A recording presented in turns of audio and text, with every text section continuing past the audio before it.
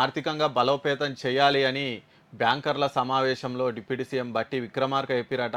రుణ ప్రణాళిక, రుణ మాఫీ గురించి కూడా ఈరోజు ఆహ్, చ ఇక్కడ బ్యాంకర్ల సమావేశంలో వాళ్ళు చర్చించినట్టు తెలుస్తుంది. ఎందుకంటే ఆగస్టు 15థ్ లోపల మేము రుణమాఫీ చేస్తామని చెప్పారు. ఇక దానికి పెద్ద టైం కూడా లేదు. అటు ఇటు ఒక 50 రోజుల గడువు మాత్రమే ఉంది. ఈ నేపథ్యంలో ఆహ్, రుణ ప్రణాళిక ఎట్లా అంటే ఎక్కడెక్కడ ఎన్ని రుణాలు ఉన్నాయి, ఎవరి అంటే ఏ రైతులై ఎన్నున్నాయి, చిన్నకారు రైతులై, సన్నకారు రైతులై, ఐటీ కట్టే వాళ్ళయి, వాళ్ళయి, ఈళ్ళయి అన్నీ లెక్కలు తీసుకొని వీళ్ళు వెళ్ళిరంట.